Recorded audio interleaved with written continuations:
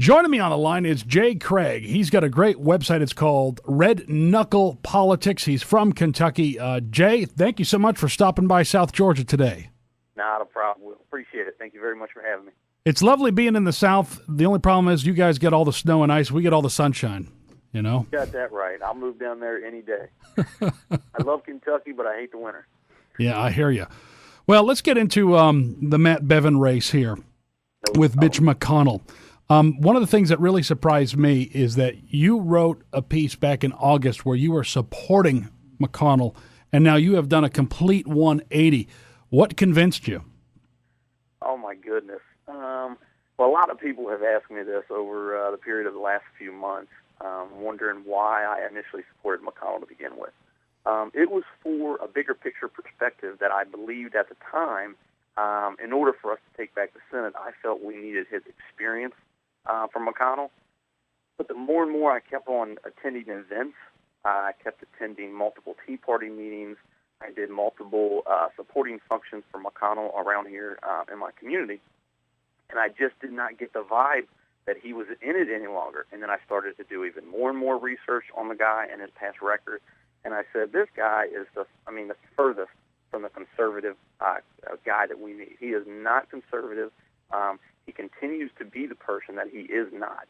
So the majority of people thought he was this most conservative senator from Kentucky that we've ever had, and he's done nothing for the Kentuckians, period. So my conservative beliefs and principles would not allow me to continue supporting a guy like this.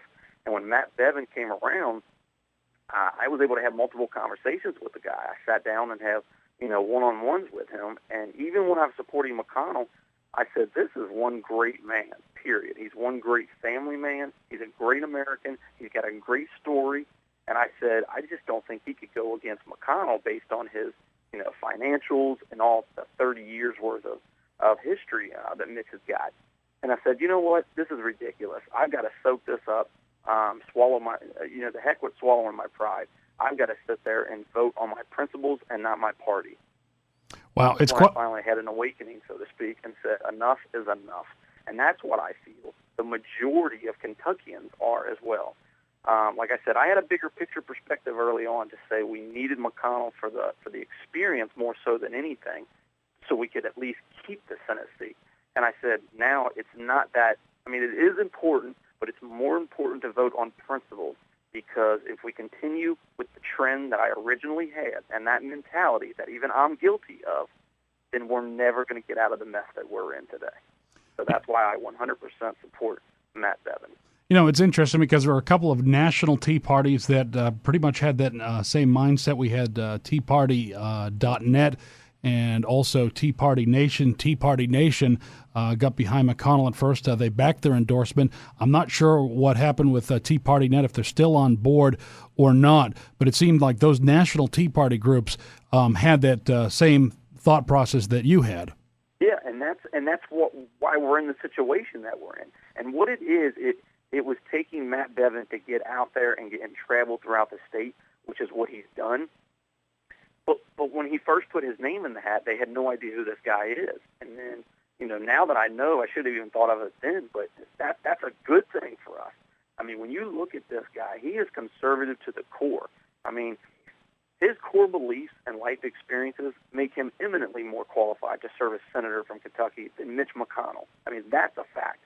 Mitch McConnell's 27-plus years of voting and organizing for big government has got to stop. And he is at the crossroad. I mean, he's at the front and center of it all when he is the GOP leadership and everybody goes to his corner. And he doesn't like to take credit for anything. So he gets in and does all these certain where he'll pull in all these other Republicans, but he won't put his name on a vote. He won't put his name on a bill. So he's getting the support, but he's not getting his name on the voting record.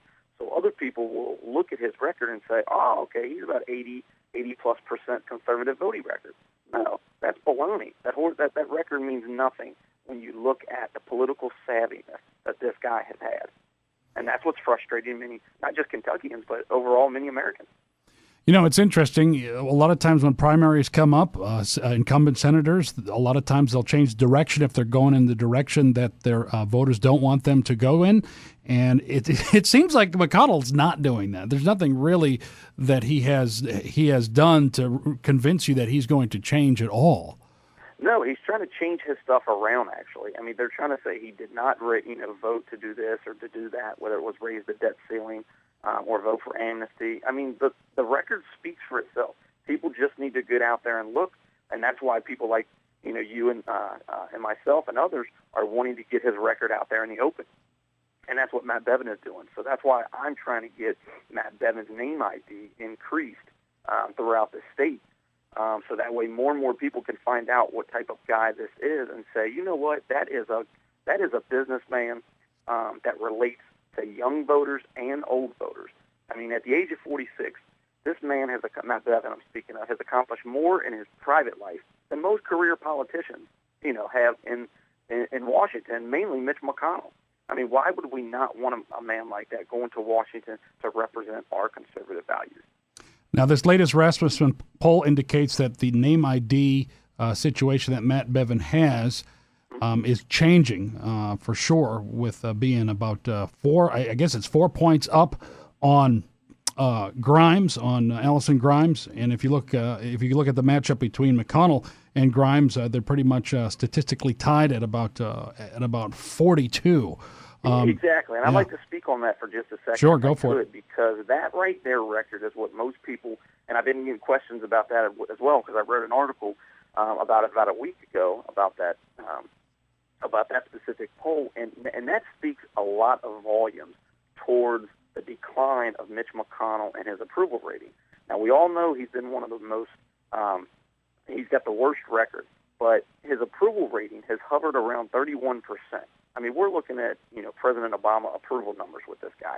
And that's in a state that Mitt Romney won by 23 points in 116 out of our 120 counties here. That is huge because Matt Bevin, when he first entered the race, McConnell was up by 52 points. He led him 52 points. Now, when you're going against an incumbent of 30 years, that is phenomenal to have that big of a lead, especially if most people know anything about political polling. He's cut that down to about 20 or under points. And this is the first time that he's polled ahead of the Democrat Grimes in the primary. And McConnell is now, like you said, tied with him at 42%. That is astronomical in political aspect because when you're an incumbent and you're in a state that won that heavily over Obama, most people are not giving it the credit that it deserves. So, and that still shows that Matt Bevin, he still has some work to do, but we got to improve his name recognition. So if he's got a name recognition that's still fairly low as what he has, and he's polling already that good, just think when we improve his name ID even more than that. I mean, it just takes more Kentuckians to know who he is.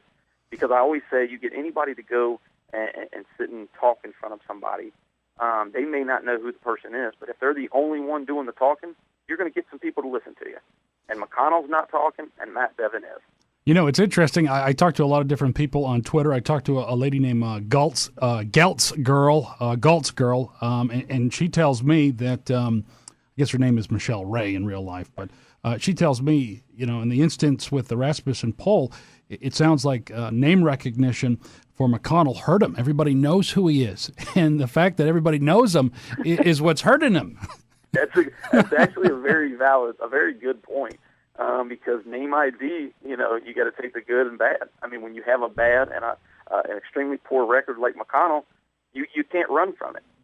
That's the one bad thing about having a record is when it's bad, you can't run from it. Yep, absolutely. The thing in his defense, and I'm not defending him, but defending his political savviness and the way he goes about handling his campaign. I mean, he's smart when it comes to that. They know what ads to put out. They know how to target. And they falsely attack Matt Bevin on his record. And when you spend 5 minutes with Matt Bevin, he sits there and knocks all of that record away. He knocks it out of the park. I mean, he defends it the best I've ever heard any politician defend himself. And he does it so calmly. He does it without even batting an eye. I mean, he'll sit there and explain what Mitch McConnell has said about him and tell the people, why it's basically not true. So Mitch McConnell is this big political savvy guy that goes in there and he knows how to win campaigns because he targets people and abuses them as so much throughout the campaign that he spends a lot more money. You got to think that last time he won, he spent almost near $20 million to win a re-election last time. That is unheard of. In a state where Romney won by 23 points, he has to spend $20 million. It seems quite ridiculous. And I think the fact that Rasmussen came out with this poll, this wasn't done by a newspaper in Louisville here. And that's what I think really has McConnell's camp rattled. And I've been following Eric Erickson on Twitter, and one of the statements that he said is that Team McConnell is trying to construct some poll to put together to make it look like that he's actually beating Grimes and Bevin is nowhere to be found. So they're trying to concoct some poll to make it work for him, and I think that's really hit him hard. And he's exactly right. They're trying to put together where more liberals. I seen that the other day, where they're trying to put together where more liberals are getting behind Matt Bevin than they would Mitch McConnell. I mean, they're trying everything they possibly can because, like as you said, that Rasmussen poll when it came out, it's a nonpartisan. So it's the first time a poll in that magnitude came out in support of Matt Bevin that way, and that really shines a better light on the situation. Like you said, it's not a poll, partisan poll for the Bevin campaign, and then one for the McConnell. It's nonpartisan right down the middle. So it's showing what Kentuckians what they're believing, and they're frustrated with Mitch McConnell. 30 years is long enough, and I always say when you've been in Congress, longer. You've been in Congress since the last time my Cincinnati Reds have won a World Series. It is time for you to go home. But I think a lot of people, a lot of Bevin supporters are very happy about this poll, and I think there is something that I believe is coming, and what is coming is exactly what Mitt Romney did to Newt Gingrich in Florida. If you remember back in 2012, Newt Gingrich won South Carolina, and then Romney just pretty much blasted him with negative attack ads, $20 million worth of negative attack ads, calling him pretty much everything short of Satan.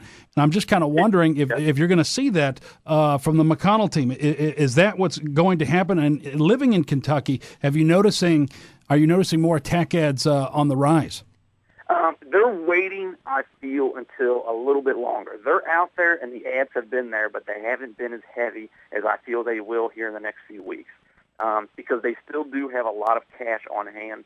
I would say ballpark 7 to 10 million, maybe a little bit higher than that, closer to the 10 million mark. So they're holding on to that money. For one thing, they expect to win the primary, so they're going to want to hold on to even more money for Allison Grimes for the general. But they're not expecting all of this support that Matt Bevin is getting. I mean, we didn't even speak about all the endorsements he's got now. He got the Senate Conservatives Fund, which was all good, the Madison Project, but then the biggest one came out, when he got the endorsement of Freedom Works. That is huge because that is true grassroots. Some of the other ones are some veteran and some people that have been in the business for a while, but Freedom Works is a great organization because they are true grassroots. They're people just like you and I. So when they're able to put all of their money back in there and to recruit and to do things to get out the vote for Matt Bevin, that is saying something. So all of those polling numbers and the money that Matt Bevin has in the bank, that has not even changed or done anything yet since the Freedom Works endorsement. So we haven't even got those numbers back from the campaign yet. So Freedom Works were putting in about 500,000. They were going to get about 500,000 for Bevin, which is huge for him. I mean, you're talking someone that had to put $600,000 of his own money into his own campaign early on. Now that's the max what he'll put. He's not putting anything more than that. But that's big. I mean, that's pretty big to get the endorsements that Matt Bevin has gotten. Jay, you have worked closely with Freedom Works before. What do they provide as far as a ground game is concerned, and what are they providing right now for Matt Bevin, and what do you see them doing in the next couple of months? Well, what they do, and I can't speak on exactly what they're doing currently since none of that stuff is pretty much public at this point, so I can't speak on that just yet. But what I can say is Freedom Works is, like I said, a true grassroots warrior operation. And what they do is they provide resources for grassroots activists and just regular citizens on the ground as far as how to canvass, how to phone bank, how to get out and do campaign brochures, how to get out there and start your own community organizations, whether it's your own Tea Party group or what have you. They offer support, how to handle things online, social media, basically everything from a grassroots package from A to Z. They help an individual out. And they do so by whether it's online, whether it's coming to a location and doing things, face-to-face with you. They literally sit down and explain how to go about recruiting to get out to vote and to get out and stop a bill or to do anything to that magnitude. But they focused all their efforts on a grassroots-led initiative, which is great because a lot of the people that I, surround myself with as far as grassroots, that's something that we definitely appreciate.